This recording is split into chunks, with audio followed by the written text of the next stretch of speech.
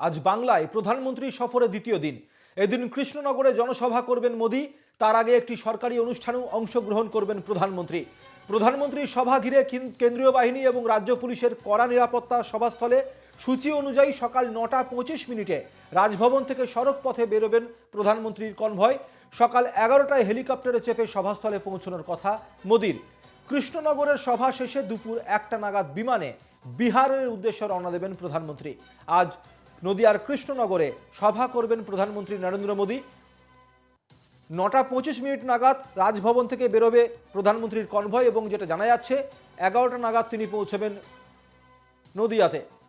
কৃষ্ণনগরে তিনি পৌঁছবেন এবং আপনাদেরকে আরও একবার জানিয়ে রাখি যে সকাল 11টায় হেলিকপ্টার চেপে সভাস্থলে পৌঁছানোর কথা মোদির। কৃষ্ণনগরে সভা শেষে দুপুর 1টা নাগাদ বিমানে বিহারের উদ্দেশ্যে রওনা দেবেন প্রধানমন্ত্রী।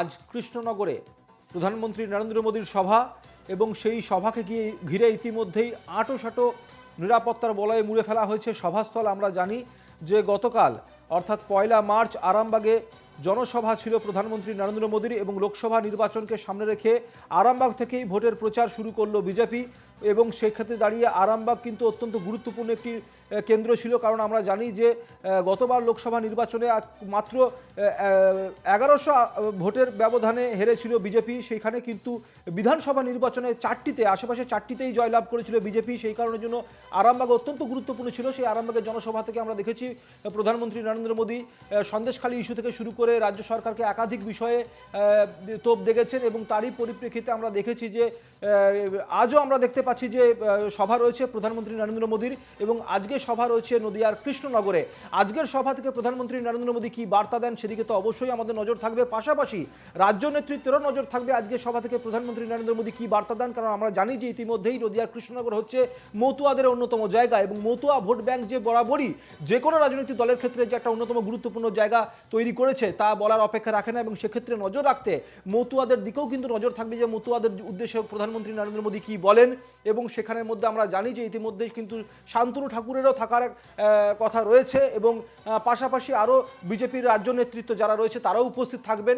অবশ্যই প্রধানমন্ত্রী নরেন্দ্র মোদী আজকে নদিয়ার কৃষ্ণনগরের সভা থেকে কি বলেন সেদিকে অবশ্যই আমাদের নজর থাকবে।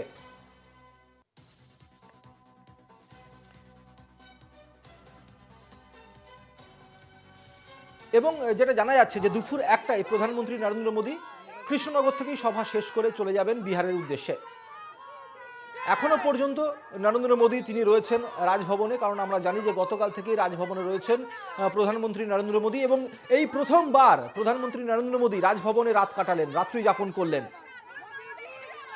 প্রধানমন্ত্রী নরেন্দ্র মোদীর সঙ্গে গতকাল এক সৌজন্য সাক্ষাৎ হয় মুখ্যমন্ত্রী মমতা বন্দ্যোপাধ্যায়ের এবং মমতা বন্দ্যোপাধ্যায় সেই সাক্ষাৎকারের পর বেরিয়ে এসে বলেন যে প্রধানমন্ত্রীর সঙ্গে তার কথা হয়েছে এবং রাজ্যের বিষয়ে বেশ কিছু আলোচনাও হয়েছে। পাশাপাশি আমরা জানি যে এখনো পর্যন্ত প্রধানমন্ত্রী রয়েছেন রাজভবনে। খোদ কলকাতার মধ্যে এই মুহূর্তে পশ্চিমবঙ্গের কলকাতার মধ্যে রাজভবনের মধ্যে রয়েছেন এই মুহূর্তে দেশের প্রধানমন্ত্রী নরেন্দ্র মোদী এবং রাজভবন থেকে 9টা 25 নাগাদ বেরোবে প্রধানমন্ত্রীর কনভয় এবং কনভয় বেরোনোর পর যেটা আমরা জানতে পারছি যে 11টা নাগাদ সভাস্থলে পৌঁছবেন, কৃষ্ণনগরের সভাস্থলে পৌঁছবেন প্রধানমন্ত্রী নরেন্দ্র মোদী এবং 11টা থেকে সভা শুরু হবে।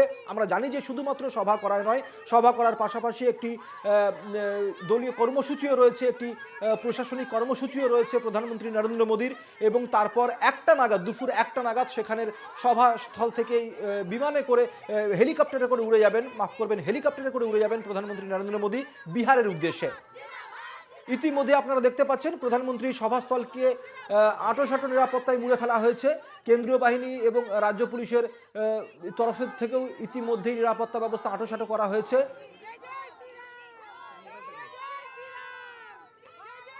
এই মুহূর্তে আমাদের সঙ্গে রয়েছেন আমাদের প্রতিনিধি সুরজিৎ দাস। আমরা সরাসরি নজর রাখবো সুরজিতের দিকে। সুরজিৎ, নিরাপত্তা ব্যবস্থার কথা আমরা বারংবার করে বলছি, নিরাপত্তা ব্যবস্থা কতটা জোরদার?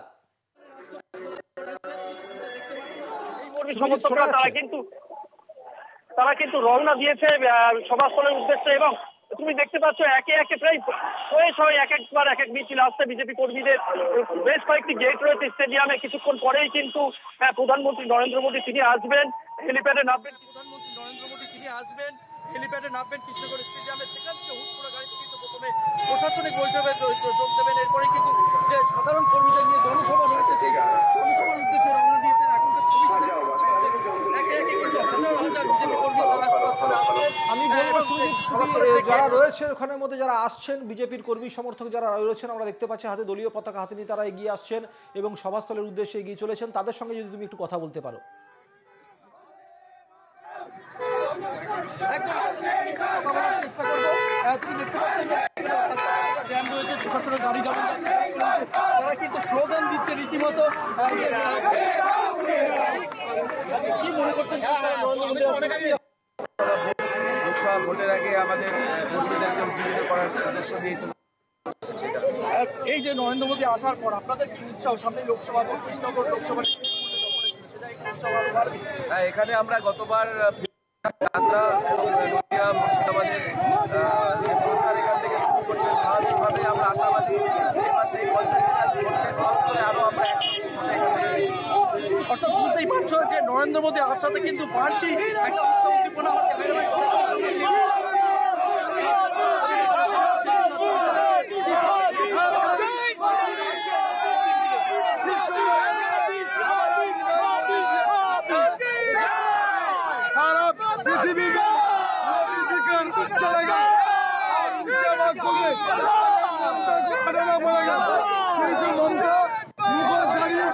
নারী নির্যাতনকারী চলবে না। অর্থাৎ বুঝতে পারছি উদ্দীপনাটা লোকসভা ভোটের আগে নরেন্দ্র মোদী আসাতে কতটা উদ্দীপনা এবং উৎসাহ। আমি একটু গেটের ছবি দেখাতে বলবো, কিভাবে প্রশাসন মজুত করা রয়েছে। সেখানে কিন্তু যেমন রাজ্য পুলিশের আধিকারিকরা রয়েছে তারা কিন্তু বিভিন্ন ব্যাগ নিয়ে ঢুকতে দিচ্ছে না, তেমনই কিন্তু প্রধানমন্ত্রীর যে সমস্ত নিরাপত্তা বাহিনী রয়েছে তারা কিন্তু গেটের সামনে পুরো চেক করছেন। সেই চেক করার দাবিতে জনসভা ঘিরে বিশৃঙ্খল পরিস্থিতি না তৈরি হয়, সেখানে কিন্তু চরম নিরাপত্তায় মুড়ে ফেলা হয়েছে। রাজ্য পুলিশের নিরাপত্তা যেমন রয়েছে তেমনই নরেন্দ্র মোদীর কেন্দ্র বাহিনী, সেই কেন্দ্র বাহিনীও কিন্তু সভাস্থলে নিরাপত্তার দায়িত্বে রয়েছে। এবং সুরজিৎ, আমরা জানি যে আমরা দেখেছি যে গতকাল আমরা আলোচনা করেছি যে বিষয়টাকে নিয়ে যে কেন আরামবাগকে বেছে নেওয়া হয়েছিল। সেক্ষেত্রে দাঁড়িয়ে কিন্তু আজকে কৃষ্ণনগরটাও কিন্তু অত্যন্ত গুরুত্বপূর্ণ। ভৌগোলিক দিক দিয়ে দেখতে গেলে কিন্তু কৃষ্ণনগর যেহেতু দুটো লোকসভা কেন্দ্র রয়েছে, আশেপাশের মধ্যে রানাঘাট রয়েছে এবং পাশাপাশি আরও যে বিষয়টা অন্যান্য দিকে যদি মুর্শিদাবাদের দিকেও আমরা যদি নজর রাখি, সেখানেও কিন্তু 3টে লোকসভা কেন্দ্র রয়েছে। অতএব যদি আমরা লক্ষ্য করি যে সব দিক দিয়ে কিন্তু ট্রেনের এবং সড়ক পথে যোগাযোগ দুদিকে কিন্তু যোগাযোগ হিসাবে কৃষ্ণনগর অত্যন্ত গুরুত্বপূর্ণ সব দিক দিয়ে। পাশাপাশি মতুয়া সম্প্রদায় এবং নমশূদ্র সম্প্রদায়েরও একটা মানুষের কিন্তু বসবাস হচ্ছে এই কৃষ্ণনগর নদিয়া সম্পর্কে এলাকার মধ্যে। এই পরিধি যে এলাকা রয়েছে এখানের মধ্যে কিন্তু মতুয়া এবং নমশূদ্র সম্প্রদায়ের লোকের কিন্তু বসবাস। সেক্ষেত্রে দাঁড়িয়ে আমরা দেখেছি যে গত নির্বাচনের মধ্যেও এই মতুয়া এবং নমশূদ্র সম্প্রদায় কিন্তু একটা বিরাট অঙ্কের ভোট ব্যাংক কিন্তু বিজেপির দিকে গেছিল অনেকটা। এবং সেক্ষেত্রে দাঁড়িয়ে কি কৃষ্ণনগরকে আরও বেশি করে পাখির চোখ করা হলো মোদী সফরে দ্বিতীয় দিনকে কেন্দ্র করে? লোকসভা বিজেপি রাজ্য নেতৃত্ব এর আগেও একাধিকবার এই কৃষ্ণনগর লোকসভাতে এসেছেন, বিভিন্ন ভাবে তারা সভা করেছেন এবং কর্মীদের উৎসাহ করার চেষ্টা করেছেন। পাশাপাশি তোমাকে জানিয়ে রাখি, এই যে লোকসভা ভোটের আগে প্রধানমন্ত্রী আসা লোকসভায় কিন্তু বিজেপি এবার যে কোনো উপায় নিতে চাইছেন। তুমি জানো যে কৃষ্ণনগর লোকসভায় মহুয়া মৈত্র ছিলেন, তাকে নিয়ে কিছু বিতর্ক শেষ ছিল না। সে জায়গায় দাঁড়িয়ে নতুন করে এই কৃষ্ণনগর লোকসভা কিন্তু পাখির চক্কর দেখছে। আর প্রধানমন্ত্রীর এই লোকসভা ভোটের আশাটা অনেকটাই তাৎপর্যপূর্ণ রাজনৈতিক মহল, এমনটাই মনে করা হচ্ছে।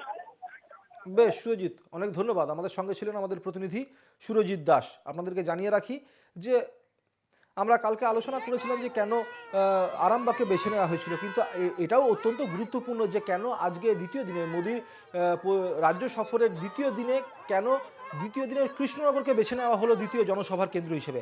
জানিয়ে রাখা ভালো আপনাদেরকে যে আগামী আজ অর্থাৎ এই 2রা মার্চ নবদ্বীপ জোন কেন্দ্রিক এই কৃষ্ণনগর, এই জোনের মধ্যে নদিয়ার 2 লোকসভা কেন্দ্র রয়েছে, রানাঘাট ও কৃষ্ণনগর রয়েছে।